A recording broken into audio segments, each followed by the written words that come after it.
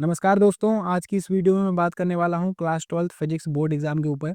अब board exam नज़दीक आ गया है आपका और फिजिक्स में किस हिसाब से प्रिपरेशन करनी है, वो चीज़ मैं आपको टिप्स इसमें दूँगा इस वीडियो में।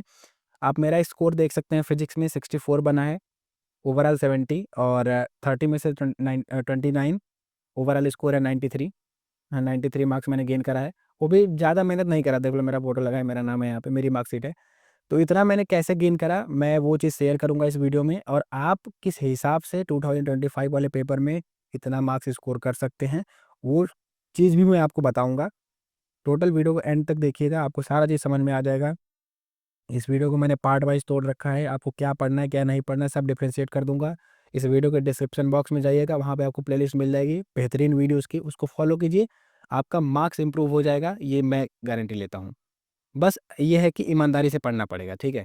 अब आपने पूरे साल नहीं पढ़ाई की, वो मैटर नहीं है, छोड़ दो उसको, भूल जाओ। बट अब आपको ईमानदारी से कुछ दिन पढ़ना पड़ेगा।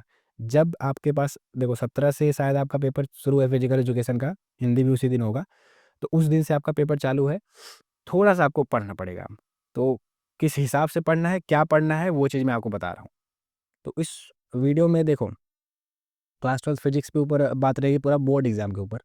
ठीक है, कंप्लीटली बोर्ड एग्ज़ाम के ऊपर बात रहेगी, इधर-उधर हम डायलॉगबाजी नहीं करेंगे, कंपटीशन एग्ज़ाम की बात नहीं हो रही है यहाँ पे, प्योरली बोर्ड, क्योंकि बोर्ड का नंबर भी ज़रूरी है आपके लिए, board exam is must. 12th के बेसिस पे भी भाई बहुत कॉलेज में एंट्रेंस एग्ज़ाम आप क्वालीफाई कर सकते हैं, प्लस 12th का मार्कशीट लगा सकते हैं, आपको अच्छा खासा डिस्काउंट मिल जाएगा और अच्छे कॉलेज में आप एडमिशन ले सकते हैं।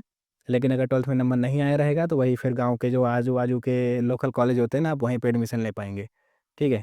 चलो बात करते हैं। अब देखो फिजिक्स में ना टोटल 3 पार्ट होता है, हमको 3 पार्ट में स्टडी करनी होती है फिजिक्स की।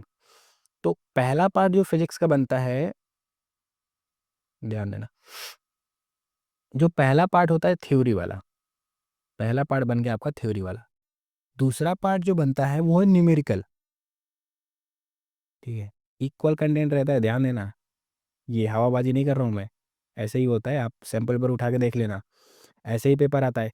अब आप अगर भले वो हल्का-हल्का क्वेश्चन वाला न्यूमेरिकल सॉल्व करेंगे और सैंपल पेपर लगाएँगे और लास्ट में पेपर आ गया आपका हाई लेवल वाला, तब तो फिर आप वहाँ पे सिट्टी-पिट्टी गुल हो जाती है। लेकिन अभी से आप तैयार करते हुए चलो, मैं बता रहा हूँ। अभी देखो 2 पार्ट हो गया, थ्योरी, न्यूमेरिकल। अब सुनो ध्यान से, एक आता है डेरिवेशन वाला पार्ट। बच्चे इसको इग्नोर करते हैं, पर आपको कतई इग्नोर नहीं करना है। मार्क्स यहीं से उठेगा, डेरिवेशन से ही। कैसे मैं बताऊँगा? अभी देखो ऑप्टिकल और डेरिवेशन अगर आपने कर लिया है, ऑप्टिक्स का पूरा, समझो आपका 50% डेरिवेशन हो गया, क्योंकि उसी में ज़्यादा डेरिवेशन है। तो अब थ्योरी वाले पार्ट में, अब देखो, ये दोनों ना आपस में इंटरकनेक्टेड हैं। कैसे? मैं बता रहा हूँ। न्यूमेरिकल अगर आपने सॉल्व करना है, तो आपको क्या आना चाहिए? फॉर्मूला। क्योंकि उतने भी खतरनाक न्यूमेरिकल नहीं पूछे जाते हैं बोर्ड एग्जाम में। अगर आपका फॉर्मूला याद है, कॉन्सेप्ट थोड़ा-सा क्लियर है बस, थोड़ा-सा कॉन्सेप्ट क्लियर है, ज़्यादा नहीं, थोड़ा-सा अगर कॉन्सेप्ट क्लियर है, क्वेश्चन बन जाएगा।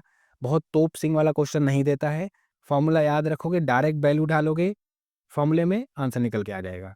उसमें ज़्यादा दिमाग ही नहीं लगाना है, केवल फॉर्मूला रट के जाओ। जो आपने फॉर्मूला रटा है, वही चीज़ काम आएगी थ्योरी में। कैसे? अब आपको कूलम्ब्स लॉ डिफाइन करने के लिए बोला, सबको पता है फोर्स इज इक्वल टू क्या होता है, के Q1 Q2 divide by are square, ये चीज़ सबको पता है। अब आपको केवल फॉर्मूला याद है, कूलम्ब्स लॉ का डेफिनेशन निकला है, 5 मार्क्स में आओगे क्वेश्चन आपका। अब यहाँ पे लिख सकते हैं force directly proportional to Q1 Q2 and inversely proportional to distance square between them, center to center distance लेते हैं। ये सारी चीज़ें आप बना कर लिख सकते हैं। क्यों? जस्ट बिकॉज आपको फॉर्मूला याद है। तो सारा फॉर्मूला फिजिक्स का पहले याद करके जाइए। याद कहाँ से करेंगे? इस डिस्क्रिप्शन बॉक्स में देख लीजिएगा, मैं फॉर्मूला का लिंक दे दूँगा। सब एक ही वीडियो में, पूरा फॉर्मूला रट लेगा। रट के एक पेज पे लिख लो अभी से और डेली रटना शुरू करो।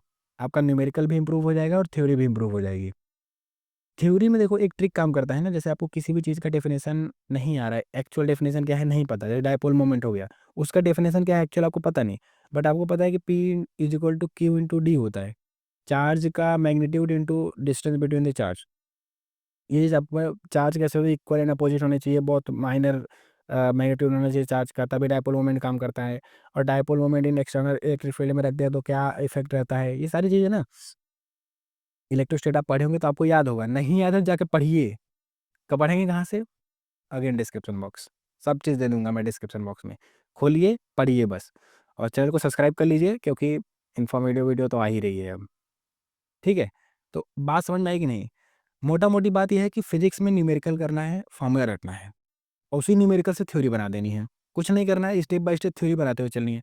आंसर राइटिंग कैसे करनी है मैंने एक वीडियो में अपने बता रखा है, जिसमें मैंने फिजिकल एजुकेशन के बारे में बात की थी कि मैंने कैसे 91 स्कोर करा था फिजिकल एजुकेशन में। वो उस वीडियो मैंने बात की है, आप जाके देख लो। फिजिकल एजुकेशन में मेरा 91 स्कोर आया था, इस मार्कशीट में भी है, मैंने उस वीडियो में बता रखा है, जाके देखना वहाँ पे।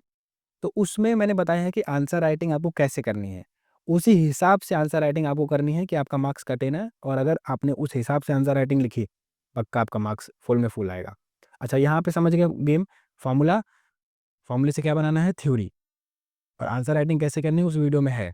Introduction, describe, then conclusion. यही 3 स्टेप फॉलो करने हैं। डिस्क्राइब में कैसे पॉइंट वाइज बना के लिखना है, ये सारी चीज़ें मैं बता चुका हूँ, बार बार बात नहीं करूँगा। उस वीडियो में जाके देख लीजिए आप। हाँ, ये देखिए डेरिवेशन वाला पार्ट। अब डेरिवेशन बहुत इसेंशियल हो जाता है क्योंकि लगभग आपका 25 to 30% ना पेपर में डेरिवेशन पूछता है। डेरिवेशन किसका? ऑप्टिक्स का पूछ देगा, ऑप्टिक्स का। या फिर dipole moment in external electric field, उसका फॉर्मूला डिराइव करो, ऐसे पूछ देगा। ऐसे ऐसे करके ना आपसे डेरिवेशन पूछता है और आपको डेरिवेशन आना चाहिए। नहीं आ रहा है तो फिर आपका मार्क्स कटेगा।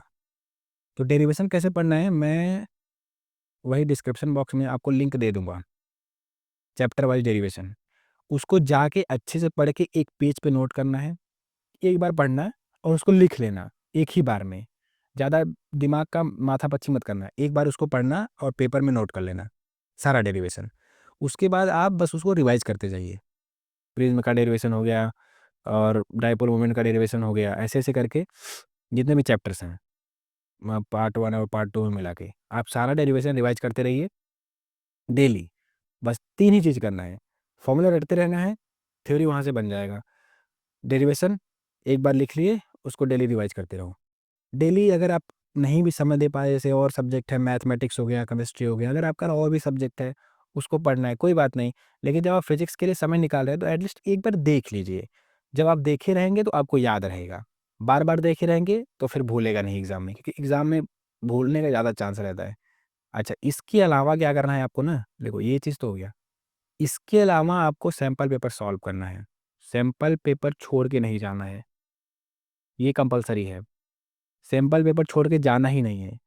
सैंपल पेपर में एटलीस्ट 5 सेट सॉल्व करने हैं, मिनिमम मिनिमम 5 सेट्स सॉल्व करने हैं। देखो थोड़ी सी हाथ जोड़ के रिक्वेस्ट कर रहा हूँ, थोड़ी सी मेहनत आपको करनी पड़ेगी। हल्की सी मेहनत कर लीजिए बस, लास्ट मोमेंट है, एग्ज़ाम आपका नज़दीक है। अगर आप एक बेहतरीन स्कोर चाहते हैं, जैसे अगर 50 मार्क्स वाले रेंज में अप्लाई कर रहे हैं, तो अगर मैं जितना बोला अगर उतना कर लिया तो डेफिनेटली आप 80 to 90 वाली रेंज में आ जाएंगे। बस यही है, कमज़ोर आपका दिमाग नहीं है, कमज़ोर बस आप इसमें हैं कि आप मेहनत नहीं कर रहे हैं, पढ़ नहीं पा रहे हैं। जो टॉपर बच्चा है, जो वो उस लेवल की स्टडी कर रहा है, जितना मेहनत वो कर रहा है, बस आप उतनी मेहनत कर नहीं रहे हैं। अगर आप भी पढ़ेंगे तो आपका भी स्कोर आ जाएगा। दिमाग कमज़ोर नहीं होता किसी का, थोड़ा समय कम देता है वो पढ़ाई पे बस। तो 5 सेट्स सॉल्व करने हैं आपको, अच्छे से सॉल्व कर लेना है, क्योंकि देखो इसमें से जब आपने 5 सेट सॉल्व कर लिया ना, 80% कंटेंट मैच कर जाएगा। 80% कंटेंट, ये सीक्रेट चीज़ बता रहा हूँ।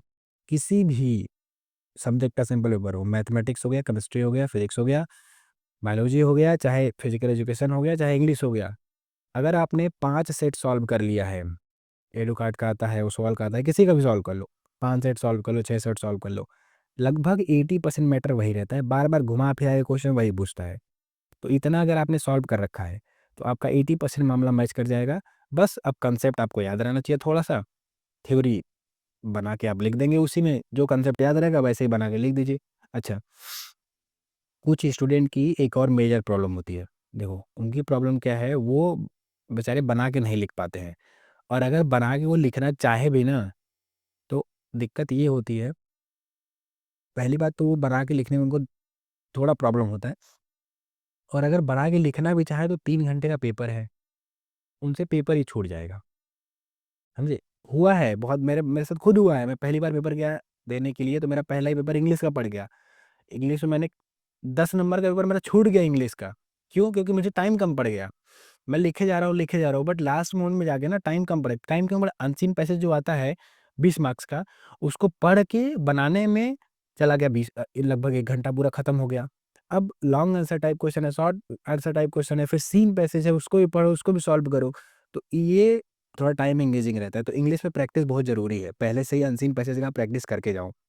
अच्छा, 3 घंटे का पेपर है, पेपर छूट जाएगा। उसका सिंपल तरीका मैं बता रहा हूँ। देखो, जो भी सैंपल पेपर आप सॉल्व करो, उसको तरीके से लिखते हुए चलो। कृपया करके उसको अटेम्प्ट करते हुए चलें। एक बार बैठे, सेट 1 लें, उसको 3 घंटा में अटेम्प्ट करने का ट्राई करें। देखो, इतना मैं डिसिप्लिन बता रहा हूँ, पर डिसिप्लिन फ़ॉलो नहीं हो पाता है।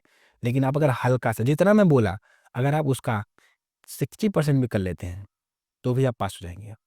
अच्छे नंबर से पास होंगे, बस 60% आप कर लीजिए। जितना भी मैं आपको 3-5 बोल रहा हूँ, 60% केवल फ़ॉलो कर लीजिए, आपका मामला क्लियर हो जाएगा। तो 3 घंटे का पेपर आप आराम से बैठ के सॉल्व कीजिए और उसको बनाने का ट्राई कीजिए। लिखने का अच्छे से ट्राई कीजिए। जितना आप लिखेंगे, जितना आपका प्रैक्टिस होगा, उतना ही आपका अच्छा स्कोर आएगा। तो मुझे बस इतना ही टिप्स देना था। बाकी डिस्क्रिप्शन बॉक्स में जितनी भी इन्फॉर्मेटिव वीडियो रहेंगी यूट्यूब पे जो पड़ी हुई हैं, सारा का लिंक मैं डाल दूँगा। जाके अच्छे-अच्छे टीचर्स देखो पढ़ाते हैं, चाहे कोई भी टीचर हो, बहुत अच्छा पढ़ाते हैं सब। सब बहुत अच्छा पढ़ाते हैं। अब आपका ये है कि आपकी ट्यूनिंग किससे मैच होती है। जिस टीचर का आपको समझ में आ रहा है, ट्यूनिंग मैच हो जा रही है, आप उसका देखिए वीडियो और पढ़िए उनसे आराम से। तो सैंपल पेपर, फिर ये 3 पार्ट है, थ्योरी, न्यूमेरिकल, डेरिवेशन। इसको आपको अच्छे से करना है। अच्छा, न्यूमेरिकल में फॉर्मूला याद कर लीजिए, थ्योरी उसी से बना सकते हैं आप। देखो, 90% मामला तो बना लेंगे आप। थोड़ा-सा कंसेप्ट क्लियर रखिए, कंसेप्ट क्लियर रखने के लिए आप यूट्यूब का वीडियो देखिए। और एमसीक्यूज़ अगर आता है, तो एमसीक्यूज़ के लिए ढेर सारा क्वेश्चन देखते रहिए बस यूट्यूब पे, वो हो जाएगा अपने आप, उसको कोई दिक्कत नहीं है। ठीक है? तो इतनी सारी चीज़ें आप फ़ॉलो कीजिए, बस आपका भी मार्क्स डेफ़िनेटली इसको इम्प्रूव करेगा। ये मैं गारंटी देता हूँ। केवल 60% आप कर लो जो मैंने बताया आपको, आपका मार्क्स इम्प्रूव इम्प्रूव कर जाएगा। बाकी अगर आपको किसी और टॉपिक पे वीडियो चाहिए तो आप बताओ, मैं उस टॉपिक पे वीडियो बनाऊँगा। और एक रिक्वेस्ट है आपसे, चैनल को सब्सक्राइब कर लीजिए, क्योंकि और इन्फॉर्मेटिव वीडियो मैं आपके लिए लाऊँगा।